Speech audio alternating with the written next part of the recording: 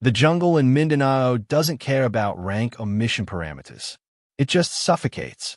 Every breath in the southern Philippines feels like inhaling through wet wool, and the triple canopy overhead turns midday into a permanent green twilight. The Marine Advisory Platoon had been moving through it for 6 hours, boots squelching in black mud, when Sergeant Ramos finally called for a tactical pause in a small clearing. 23 Marines dropped into defensive positions around the perimeter, rifles trained outward into the wall of vegetation. This wasn't training. Somewhere in these mountains, an extremist cell had been hitting soft targets for 3 months: schools, aid workers, local police stations. The kind of enemy that didn't wear uniforms and didn't follow rules. Near the eastern edge of the clearing, apart from the others, a woman knelt beside her pack. She moved with the kind of economy that comes from repetition, checking her rifle's chamber, adjusting her plate carrier, scanning the tree line with eyes that didn't blink much. No name tape on her uniform, no unit patch, just the dirt and the silence. Lance Corporal Hendricks noticed her first. He'd been watching her since they inserted 3 days ago, waiting for her to crack a joke, complain about the humidity, ask someone to check her kit. Anything. But she hadn't said a single word. Not during mission briefings. Not during movement. Not even when they'd humped 15 clicks through terrain that made grown men whimper. "Hey," Hendricks called over, wiping sweat from his neck. "Serious question. Does she actually talk?" A few heads turned. The woman didn't. Corporal Martinez, older and louder, leaned back against his ruck and grinned. "She doesn't talk." He said it like he was explaining something obvious to a child. A couple of Marines chuckled, the sound sharp and out of place in the jungle's humid quiet. 3 days, Martinez continued, warming to the audience. 3 days of absolute silence. I'm starting to think they sent us a deaf mute. More laughter now, spreading through the group like a bad joke someone feels obligated to acknowledge. The woman kept working on her rifle. Checking, adjusting, breathing. "Dead weight," someone muttered from the other side of the clearing. Not loud enough to be confrontational, just loud enough to be heard. Sergeant Ramos shot a look that could have drawn blood, but he didn't correct anyone. Command had attached her to this patrol with zero explanation, just orders from higher up that she be joining them in country. No introduction, no credentials, no reason. In a place where trust meant survival and silence meant secrets, that made her a question mark with a rifle. The laughter faded into the jungle's background hum. Insects, distant birds, the occasional crack of settling branches. The woman closed her rifle's dust cover with a soft click and stood, eyes forward, posture unchanged. She didn't defend herself, didn't explain, didn't even look at them. Just stillness. And somewhere in that stillness, beneath the mockery and the assumptions, a simple question hung in the thick air. Why is she really here? What the Marines couldn't see, what they had no way of knowing, was that she hadn't always been silent. Her name was Corporal Alex Morgan, though the service record buried in a classified folder somewhere in Quantico listed her specialty in carefully sanitized language: Precision Engagement Specialist. Overwatch Operations. JSOC Attachment Authority. Translation: she put bullets where they needed to go, and she did it from places most people couldn't reach. Sniper training had taught her that silence was a weapon. Her first instructor at Camp Lejeune, a grizzled gunnery sergeant with 30 years of trigger time, had said it during week 1. You talk, you die. Your spotter talks, you both die. Learn to communicate without noise, or go back to the rifle range with everyone else. She'd learned. For 3 years, she and her spotter, a Marine named Danny Cortez, had worked together like a single organism. 63 confirmed kills across 2 deployments. Fallujah. Ramadi. The kind of missions that didn't make it into official after-action reports. They developed their own language, hand signals, eye contact, the slight shift of a shoulder that meant to just wind or hold fire. They didn't need words. They had rhythm. Iraq, 2007. A support by fire position in southern Ramadi, 3rd floor of a half-collapsed municipal building. She'd been on the glass for 9 hours, covering a squad clearing insurgent safe houses 2 blocks east. Cortez beside her, calling wind. Their security element, 2 Marines named Vickers and Hale, watching the stairwell below. The IED had been planted in the floor joists. Command detonated.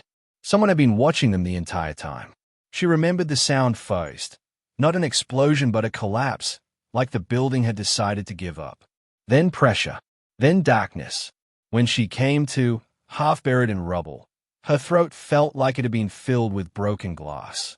She tried to call for Cortez, for Vickers, for anyone. Nothing came out. They pulled her from the rubble 16 minutes later. Cortez and Hale were already dead, crushed in the initial collapse. Vickers died during medevac. She spent 4 weeks at Landstuhl, then Walter Reed, then a series of specialists who all said the same thing. Structurally, there's no reason you can't speak. The damage was minimal. This is psychological, trauma-induced. It should resolve with time. It didn't. She learned to adapt instead. Learned that a sniper's real skill wasn't the shot. It was the observation, the patience, the ability to see what others missed and act on it without hesitation.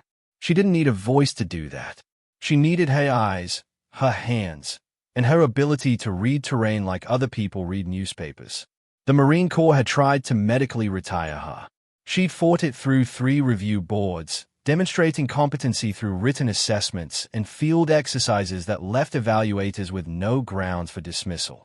They'd kept her on, but moved her into advisory roles, attached specialist, augmented assets, the kind of positions where her silence could be overlooked if her results were solid.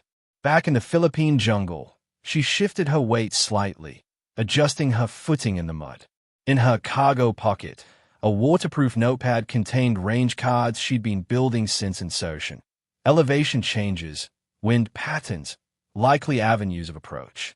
The kind of prep work that saved lives when everything went sideways.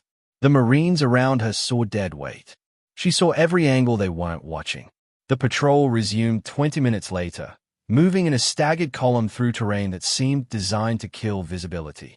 The jungle here was different than the clearing, denser, darker, with bamboo thickets that forced the column into narrow channels where ambushes could cut a platoon in half before anyone returned fire.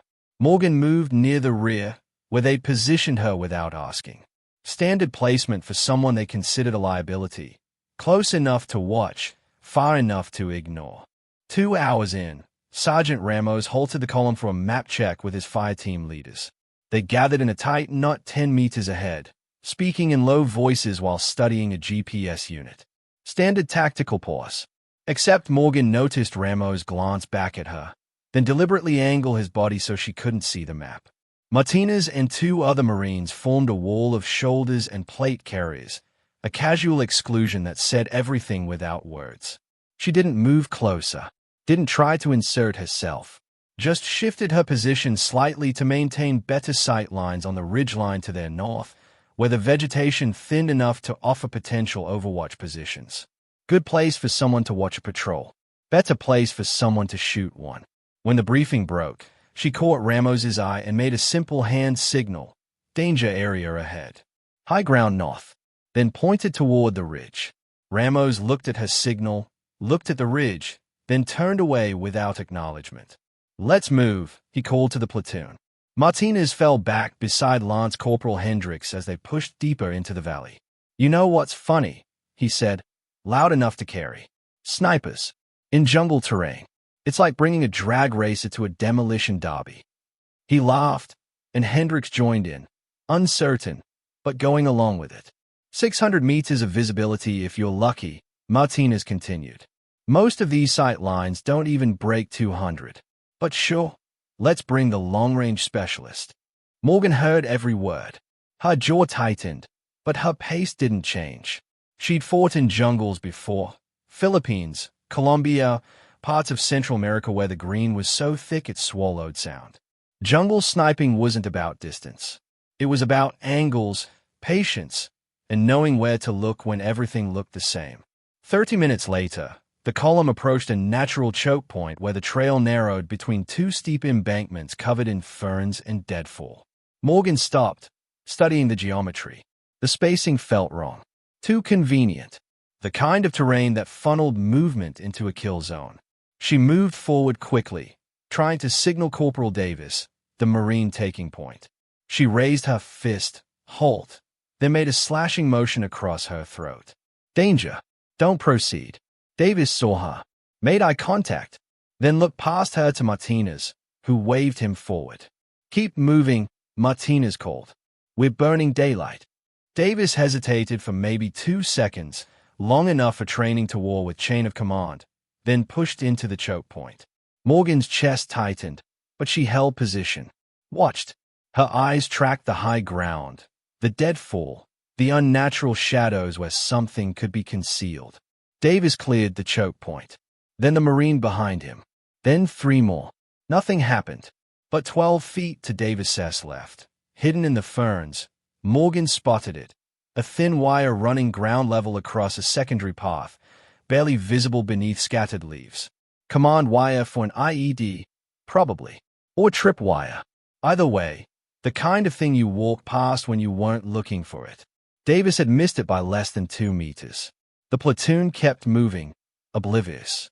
Martinez shot Morgan a dismissive glance as he passed, like her caution had been proven unnecessary. See? Nothing there. Just paranoia. Morgan marked the location in her mental map and adjusted her position to maintain rear security. The wire was still there, waiting, which meant someone had placed it recently, which meant someone knew this patrol route, which meant they were being watched. The jungle pressed in from all sides, humid and patient. Somewhere in that green darkness, eyes were counting Marines, measuring distances, waiting for the right moment. Morgan could feel it, that electric tension that came before contact, the weight of invisible attention. The platoon pushed deeper into the valley, confident and loud, while the silence around them grew teeth. The ambush came at the river bend, exactly where Morgan had expected it. The first IED detonated under the 3rd Marine in column, a shaped charge that flipped him backward and turned the jungle into a wall of sound. Before the echo faded, automatic weapons fire ripped through the column from 3 directions. Muzzle flashes in the canopy. Movement in the bamboo. The snap-crack of rounds passing close enough to feel. The Marines scattered into whatever cover they could find. Fallen logs, termite mounds, shallow depressions that barely qualified as concealment. Sergeant Ramos was screaming into the radio, trying to call for close air support, but the valley geography killed transmission. Static and broken syllables. Flank left. Martinez shouted, pointing toward a cluster of trees. Negative, negative. They are in the trees. Hendricks yelled back, firing blindly upward, suppressing fire on that tree line. Ramos bellowed, but half the platoon couldn't hear him over the gunfire, and the other half was shooting at different tree lines. 2 more Marines went down, one with a leg wound, screaming, the other silent and still. The enemy fire was disciplined, coordinated. This wasn't random spray. This was practiced ambush doctrine. Pin the column, separate the elements, destroy them piecemeal. Morgan moved. She didn't shout for permission, didn't wait for orders. She sprinted low toward the eastern embankment, where a fallen tree created a natural ladder up the slope. Round snapped past her head. She didn't flinch. 12 seconds later, she was 15 feet above the kill zone with a clear angle on the northern tree line. She dropped prone, acquired her first target through the scope, and fired. The shot wasn't suppressive. It was surgical. A machine gunner in a concealed position 60 meters out. The one pouring fire into the center of the Marine column. He dropped, and the gun went silent. But Morgan didn't celebrate. She was already shifting, scanning, finding the next threat. There. Movement in the bamboo thicket, 4 to 5 meters west. She fired again. Another enemy fighter collapsed. Below her, the Marines were still shouting, still firing in multiple directions. But Corporal Davis, pinned behind a log, trying to drag a wounded Marine to safety, saw where Morgan's rounds were impacting. So the machine gun position go dark. So the gap that opened in the enemy fire. He didn't think about it. He just moved, hauling the wounded Marine through the corridor Morgan's shot had cleared. Martinez saw it too. Saw Davis make it through. His brain caught up a half-second later. She's marking safe routes. Morgan fired again, this time into the high ground to their south, where muzzle flashes had been coming in controlled bursts. The round kicked up 2 feet left of the shooter. Then her second shot found flesh. The Southern fire slackened. There! Martinez shouted, pointing where Morgan had just shot. That ridge, flank around. 3 Marines moved before Ramos could countermand, low-crawling through the underbrush toward the Southern position. Morgan's next shot impacted 5 meters ahead of them, and an enemy fighter trying to reposition fell backward into view. The Marines kept moving. Ramos, crouched behind cover with blood streaming from a shrapnel wound on his arm, finally understood what he was seeing. Her shots weren't random. They were language. Each impact was a signal. Hey, this threat, this angle, move now. Watch her fire, he screamed over the chaos. Watch where she's shooting. Morgan's breathing was controlled, mechanical. 4 more shots in rapid succession, each one deliberate, each one marking either a threat or path. The Marines below began moving with her rhythm, reading the pattern. When she fired high, they went low. When she paused, they held. The ambush began to collapse. The enemy had planned for panic, for disorganized return fire, for a unit that would fragment and die confused. They hadn't planned for silence that spoke louder than orders, for precision that cut through chaos. Morgan dropped an empty magazine, loaded fresh, and kept working. Her hands were steady. Her heartbeat was steady. The jungle was still trying to kill them. But now, finally, the Marines were listening to the only voice that mattered, the one that didn't need words. The firefight lasted 18 minutes. The silence after lasted longer. Medevac birds came in 40 minutes later, rotors beating the jungle air into submission as they lifted the wounded and the dead. The remaining Marines formed a defensive perimeter, faces streaked with mud and cordite residue, eyes hollow with the specific exhaustion that comes from being seconds away from dying. Morgan descended from her position and moved back toward the column without fanfare. Her rifle still warm, her breathing still controlled. Chief Warrant Officer Garrett had been embedded with the platoon as a senior tactical advisor. 32 years in service, 5 combat deployments. The kind of Marine who'd seen enough to recognize patterns others missed. He'd spent the firefight coordinating air support requests and managing casualty collection. But he'd also been watching Morgan work. As she passed, he glanced at her rifle. There, etched into the receiver above the serial number, was a small marking most people wouldn't notice, a crossbow symbol with a number 0317 beneath it. Scout Sniper MOS. And below that, worn but still visible, the outline of a specific unit insignia, one that hadn't been officially acknowledged in any public record since 2008. Garrett's expression didn't change, but something shifted behind his eyes. Recognition. Understanding. He'd worked with that unit. Knew their doctrine. Silent overwatch. Precision engagement specialists who operated in the gaps between conventional units and special operations. The kind of Marines who were attached to missions without explanation because their presence alone was classified. He watched Morgan check her rifle, reload, then move to the perimeter without waiting for direction. Every movement economical. Every position chosen for maximum visibility with minimum exposure. Sergeant Ramos approached Garrett, his arm bandaged but functional. "Chief," he said quietly, "who the hell is she?" Garrett didn't answer immediately. He just nodded toward the tree line where Morgan had engaged a machine gun nest.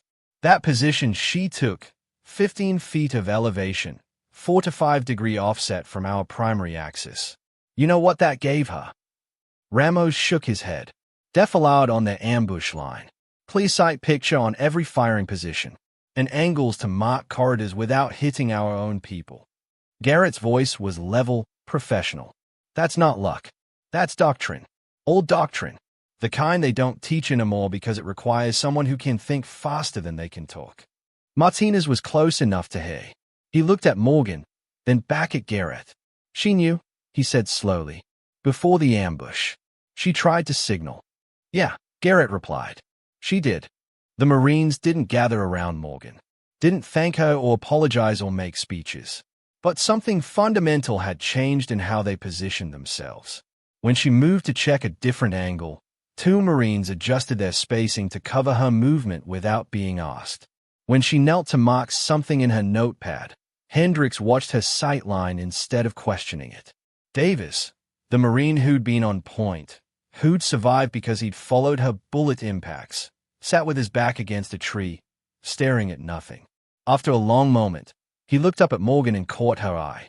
He didn't say anything, just nodded once. She nodded back. The extraction birds finished loading. The platoon formed up for movement to the landing zone. And this time when they moved, the column spacing was different. Tighter, more deliberate. Morgan still moved near the rear, but now Marines glanced back regularly, not to dismiss her, but to check her position, to see where she was looking. Ramos approached her as they waited for final extraction. He opened his mouth, searching for words, then closed it. What do you say to someone you misjudged so completely? Someone whose silence you mocked, whose skill you dismissed, whose warnings you ignored. Morgan met his eyes, didn't smile, didn't nod, just looked at him with the same steady calm she'd carried since insertion. Ramos finally managed 2 words, "Thank you." She didn't respond, didn't need to. They both knew the math. 7 Marines would have died in that ambush if she hadn't moved when she did. If she hadn't spoken the only language that mattered when talking stopped working. The last bird lifted off as dusk turned the jungle into silhouettes and shadows. Inside the helicopter, the platoon sat in exhausted silence, the kind that comes after survival, after seeing how close the edge really was. No one laughed. No one made jokes about dead weight or useless snipers or the woman who didn't talk. They just sat with the recognition that precision had saved them when confidence nearly killed them. That the quietest person in the unit had been the only one truly listening to what the jungle was trying to say. The temporary phi base at the valley's edge looked like every other forward position in the southern Philippines. Sandbags, camouflage netting, and exhausted Marines trying to process what survival actually costs. Morgan sat on an ammunition crate near the communications tent, cleaning her rifle with the same methodical attention she gave everything else. Around her, the platoon moved through post-mission routines, weapons maintenance, casualty reports, the administrative machinery that follows violence. No one apologized. Marines don't work that way. But when Sergeant Ramos conducted the after-action review, he positioned Morgan at the front of the brief. Not as an observer, as a primary element. When he walked through the ambush sequence, he referenced her fire pattern 3 separate times, using terms like precision engagement and tactical communication. Martinez took notes without commentary. Later, when the platoon gathered for chow, Hendricks sat down across from Morgan without asking permission. Didn't try to make conversation. Just sat there, eating in companionable silence, offering the kind of proximity that meant acceptance. Davis brought her an extra canteen without explanation, set it beside her, and walked away. These weren't apologies. They were acknowledgments. The currency of respect in a world where words often failed but actions never lied. Chief Warrant Officer Garrett found her before final extraction back to the main base. He didn't salute. She wasn't an officer. But he held her gaze with the kind of regard that transcends rank.